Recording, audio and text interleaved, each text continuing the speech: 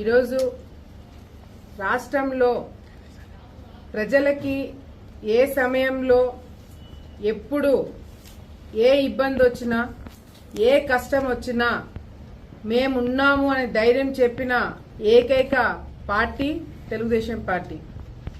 అదేవిధంగా తెలుగుదేశం పార్టీతో ఈరోజు పొత్తు పెట్టుకొని జన సైనికులు కూడా ఏ విధంగా మొదటి నుంచి ఈ ప్రభుత్వము ప్రజలపైన చేసే అరాచకాలు కావచ్చు, అక్రమాలు కావచ్చు, మొదటి నుంచి కూడా బీజేపీతో కరెక్ట్గా ఒకవేళ ట్రావెల్ అవుతున్నా కూడా జగన్మోహన్ రెడ్డి గారు ఎప్పటికప్పుడు ప్రశ్నించి ప్రభుత్వం చేసే అరాచకాలు, అక్రమాలు కేంద్రం దృష్టిలో కూడా తీసుకొని వెళ్ళి ఈరోజు జన సైనికులు కూడా టీడీపీతో పాటు మొదటి నుంచి కూడా పోరాటాలు చేయడం జరుగుతుంది. తెలుగుదేశం పార్టీ ప్రభుత్వము వచ్చినప్పుడు ఏ విధంగా ఉండేది, ఇప్పుడు ఏ విధంగా ఉంది అని ప్రజలు గమనిస్తున్నారు. స్పష్టంగా నాయకత్వము ఏ విధంగా ఎవరు ఎట్లా ఉన్నారనేది కూడా ప్రజలందరూ కూడా మేము తప్పు చేశాము అనేది ఒక భావనలోకి రావడం జరిగింది.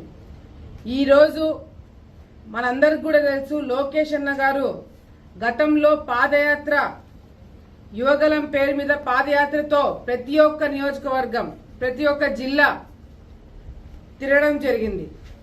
ఏ ప్రాంతంకి వెళ్ళినా ఎక్కడ చూసినా కూడా ప్రజలు, యువత ముఖ్యంగా బయటికి వచ్చి వాళ్ళ సమస్యలు చెప్పుకోవడమే కాకుండా ఆయన తిరిగినప్పుడు ఆ ప్రాంతంలో ఏ ఇబ్బందులు ఉన్నాయి, ఏ సమస్యలు ఉన్నాయి, మనం మళ్ళీ ప్రభుత్వం చాలా స్పష్టమైన ఆలోచనతో ఈరోజు తెలుగుదేశం పార్టీ ఉండడం జరిగింది.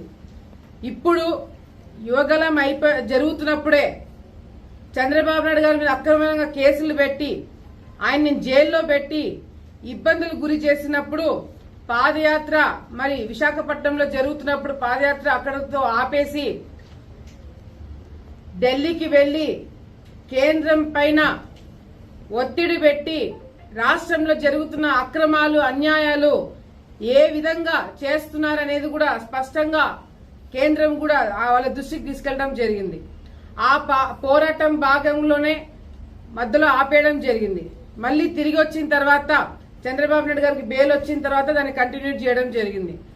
ఈరోజు ఏ జిల్లాలో ఏ సమస్య ఉందనేది కూడా చాలా స్పష్టమైన ఆలోచనతో లోకేష్ అన్న గారు ఉన్నారు.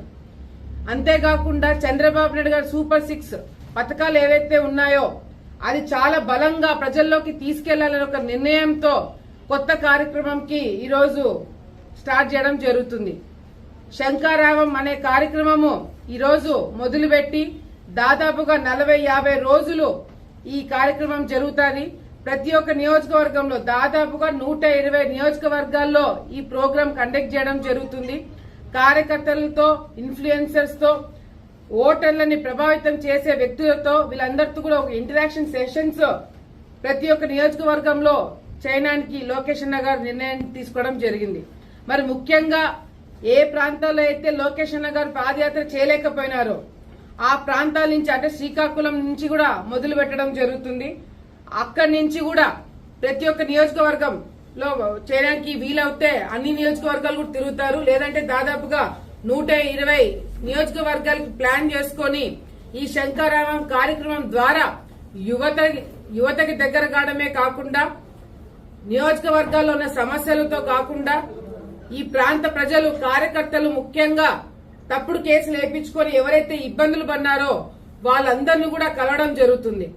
ఇది ఈ భరోసా అనేది ఈ రాష్ట్ర ప్రజలకి, తెలుగుదేశం పార్టీ కార్యకర్తలకి ఈ భరోసా అనేది చాలా చాలా ముఖ్యమైన విషయం.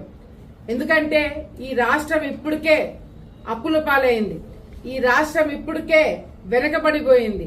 మళ్లీ రాష్ట్రాన్ని పరిగెత్తించాలన్నా, మన రాష్ట్రంలో ఉద్యోగాలు రావాలన్నా, పరిశ్రమలు రావాలన్నా మళ్లీ ఇటువంటి ఒక భరోసా అనేది ప్రజలకి చాలా ముఖ్యము.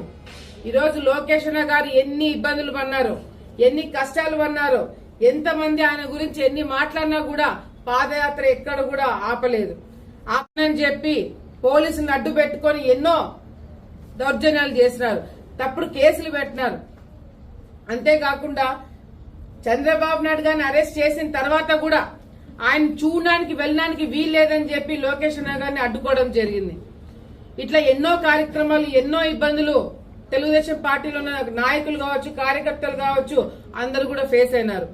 సామాన్య ప్రజలు కూడా ఎవరైనా గొంతెత్తి మాట్లాడితే వాళ్ళ మీద కేసులు పెట్టే కార్యక్రమాలు కూడా చేశారు.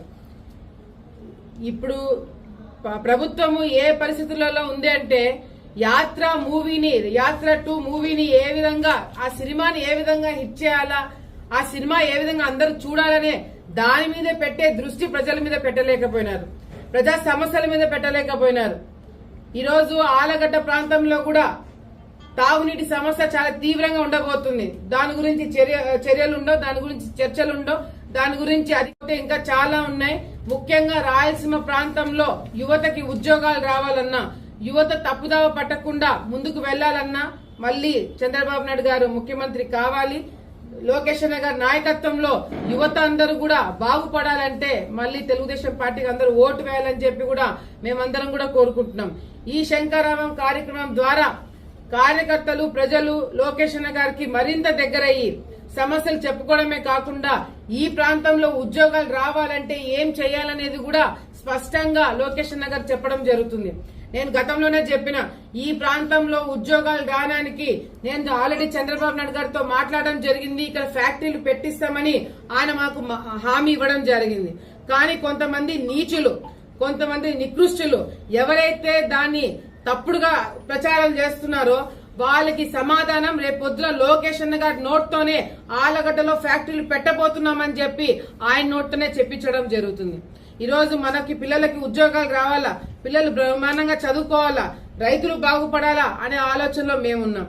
కానీ దాన్ని తప్పుడు ప్రచారంగా తీసుకొని ఈ రోజు తప్పుడు ప్రచారాలు చేసి ప్రజల్ని మళ్లీ మభ్య పెట్టడానికి ఈ రోజు చాలా మంది ఏకమవుతున్నారు. దయచేసి మీరందరూ కూడా ఈ 5 సంవత్సరాలు చూసినారు, అనుభవించినారు. మళ్లీ తెలుగుదేశం పార్టీకి ఓటు వేయండి. పిల్లలకు గాని, రాష్ట్ర భవిష్యత్తు గాని, పిల్లల భవిష్యత్తుకు గాని కాపాడుకోవడానికి మనం అందరం కూడా ఒక మాట మీదకి ఉండాలని చెప్పి కూడా సందర్భంగా తెలియజేసుకుంటూ, ఈ శంకరామం ప్రోగ్రాం జరిగేటప్పుడు భారీ ఎత్తున కార్యకర్తలందరూ కూడా కదిలొచ్చి లోకేష్ అన్న గారిని కలిసి మీకు ఏ కష్టాలున్నా, ఏ సమస్యలున్నా కూడా ఒక ఇంటరాక్షన్ ప్రోగ్రాం అరేంజ్ చేయడం జరుగుతుంది. కాబట్టి డెఫినెట్ గా లోకేష్ అన్న గారు టైం కేటాయించి అందరి సమస్యలు కూడా వింటారని చెప్పి కూడా ఈ సందర్భంగా తెలియజేసుకుంటున్నాము.